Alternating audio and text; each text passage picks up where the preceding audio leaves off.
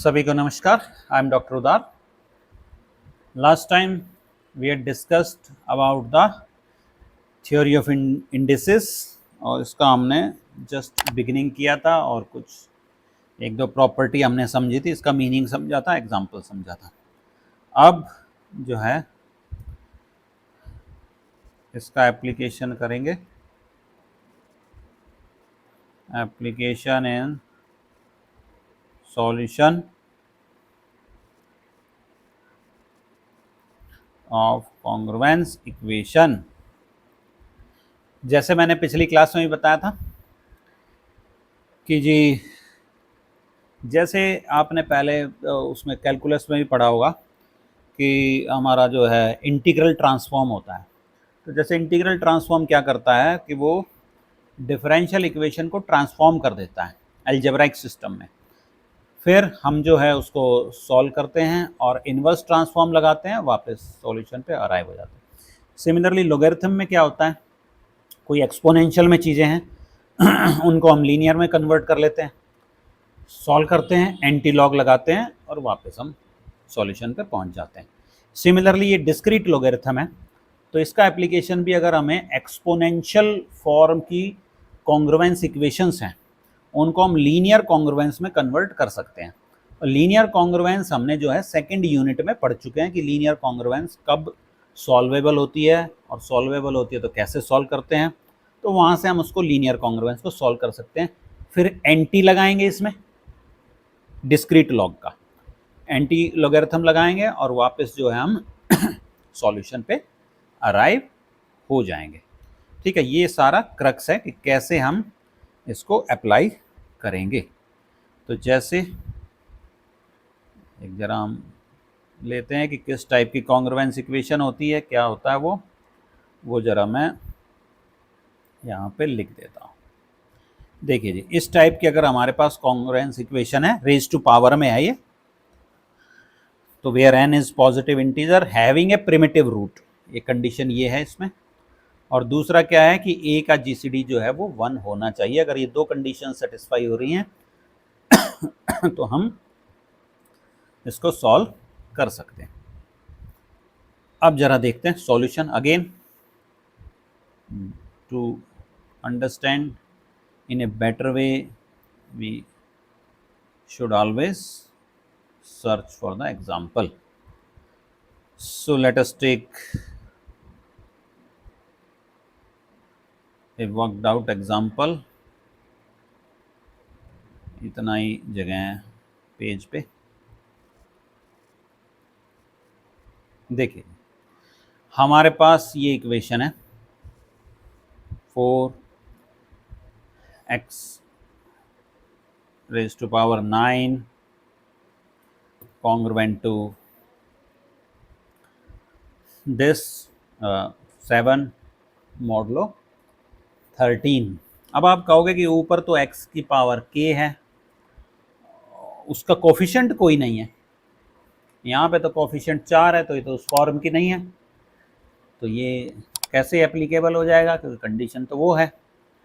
तो इसको हम ऊपर की तरीके से बना सकते हैं अगर हम चाहें। वैसे हम सीधा यहाँ से लॉग लगा देंगे, यहाँ से सीधा लॉग लगा देंगे, सीधा आंसर हम अराइव हो सकते हैं अगर आंसर एग्जिस्ट, सॉल्यूशन एग्जिस्ट कर रहा है तो। बट अगर आप चाहो कि इसको मैं ऊपर वाली फॉर्म में कन्वर्ट कर दूं तो भी हम कर सकते हैं। कैसे कर सकते हैं ये मैं आपके लिए छोड़ रहा हूँ, तो आप मुझे कमेंट में बता सकते हो। You can discuss through that. If you have any doubt you can ask from there. तो बताना कि कैसे आप इसको चेंज कर सकते हो। ठीक है, तो मैं मान के चल रहा हूँ कि हम कर सकते हैं, उस फॉर्म का है। तो अब हम देखते हैं कि इसको सॉल्व कैसे करें। तो अब ये देखिए n जो है उसका प्रिमिटिव रूट एग्जिस्ट करना चाहिए। तो n क्या है यहाँ पे 13 is a prime. Earlier we have studied that every prime, for every prime there exist a primitive root और every prime has a primitive root. तो 13 का प्रिमिटिव रूट एग्जिस्ट करेगा और 2 एक प्रिमिटिव रूट होता है, यहाँ पे गिवन है, अदरवाइज हम कैलकुलेट कर सकते हैं। तो जब 2 प्रिमिटिव रूट है तो 2 की पावर्स अगर मैं लेता चलूँ तो सारा 1 से लेके 12 तक सबको जनरेट कर देगा। तो ये यहाँ पे ये जो है ये लिखा हुआ है फिर इनको समराइज कर दिया है नीचे टेबल में कि ए जो है ले लिया है 1 कहाँ पे जी, देखो ये, तो 1 कहाँ ऑब्टेन हो रहा है 2⁻12 पे, तो इसका इंडेक्स हो गया 12। 2 कहाँ पे आ रहा है यहाँ पे, इसका इंडेक्स हो गया 1। अब देखिए 12 कहाँ पे आ रहा है 6 पे, तो इसका इंडेक्स हो गया 6। ठीक है, ये सारी हमने टेबुलर फॉर्म में लिख दिया है। ठीक है, अब इसको क्या करेंगे, अब हम लगा देंगे लॉग दोनों साइड। किसके, इसके, मैं लॉग कह रहा हूँ मतलब इंडेसेस लगा देंगे, जो हम यहाँ पे इंडेसेस, कई बुक्स में उसको लॉग से ही डिनोट किया होता है, हम इंडेक्स ले रहे हैं तो इंडेक्स लगा देंगे। बेस 2 लेने की ज़रूरत नहीं है क्योंकि हमने 2 फिक्स कर दिया है, तो आप सीधा इंडेक्स लिख सकते हो। वैसे यहाँ पे बेस 2 ले लिया स्पेसिफिकली, आप चाहो तो लिख लो, चाहो तो छोड़ दो, क्योंकि क्लियर है हमारा कंटेक्स्ट। तो लॉग की प्रॉपर्टी क्या क्या है, लॉग मतलब इंडेक्स की प्रॉपर्टी, तो ये क्या आ गया, index of 4 plus raise to power 9 आगे आ जाएगा, index of x is congruent to index of 7। And ये ध्यान रखना मॉडुलो चेंज हो जाएगा, जैसे हम इंडेक्स लगाएंगे मॉडुलो फाई n हो जाएगा, तो फाई 13 इज 12, ये ध्यान रखना है आपने, मॉडुलो चेंज हो जाएगा यहाँ पे। तो ये आ गया आपका इंडेक्स। अब टेबल से मैं देख लेता हूँ इंडेक्स ऑफ 4 कितना है, ये देखिए ये मुझे चाहिए, और इंडेक्स ऑफ 7 मुझे चाहिए, तो यहाँ से मैं पुट कर देता हूँ index of 4 is 2, 9 index of x is congruent to 11 modulo 12। अब इसको सिंप्लीफाई कर दें तो index of x is congruent to 9 modulo 12। अब ये देखिए ये क्या बन गया, इंडेक्स ऑफ x मुझे निकालना, बेसिकली मतलब ये y है, तो कहने का मतलब ये क्या कॉन्ग्रुएंस बन गया, 9y कॉन्ग्रुएंट टू 9 मॉडुलो 12, ये बन गया जी।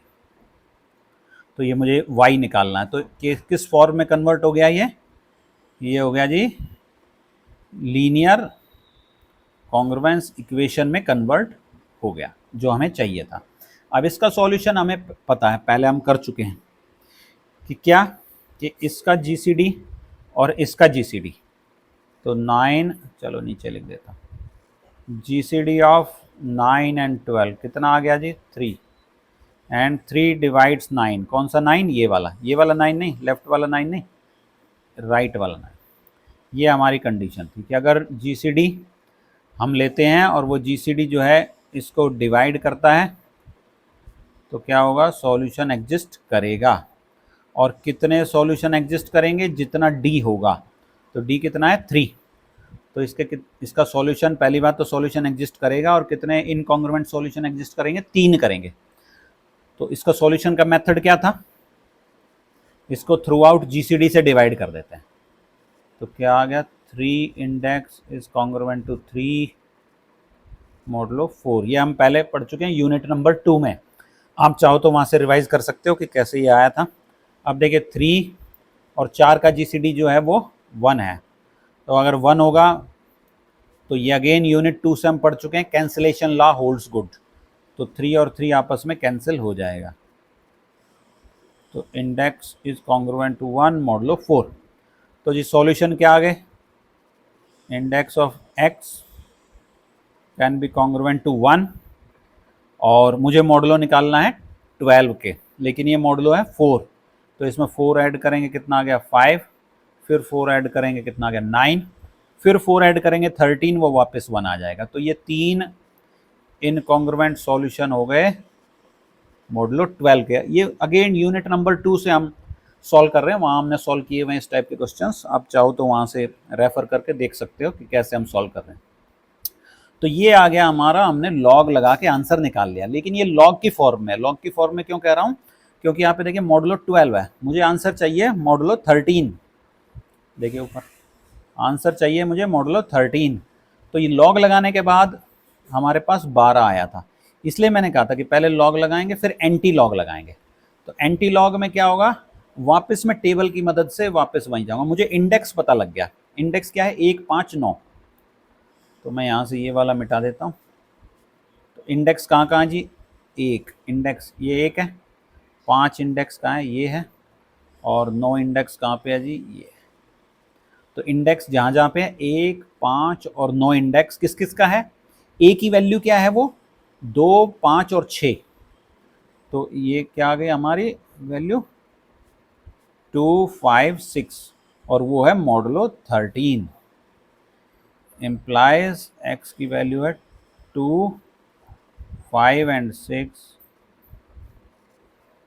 मॉडुलो 13।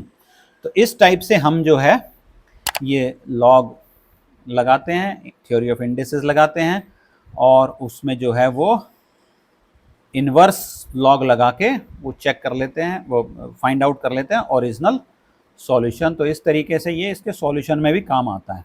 इसकी एक रिजल्ट भी होता है जिसमें हम चेक कर सकते हैं कि जी वो सॉल्यूशन एग्जिस्ट कर रहा है कि नहीं कर रहा है, कि एग्जिस्टेंस का है वो। लेकिन यहाँ से भी हम उसको चेक कर सकते हैं। वो कैसे करेंगे अभी मैं करूँगा तो थोड़ा लंबा हो जाएगा, एक ही वीडियो में काफ़ी लेंदी पोर्शन हो जाएगा। तो वो हम करेंगे नेक्स्ट क्लास में, एग्जिस्टेंस, और उसके ऊपर एक क्वेश्चन और देखेंगे, उसको समझेंगे। उसके बाद फिर हम आएंगे एक्सरसाइज के क्वेश्चंस पे। सो आज के लिए इतना ही रखते हैं। So will meet in our next class. Till then take care, thank you very much.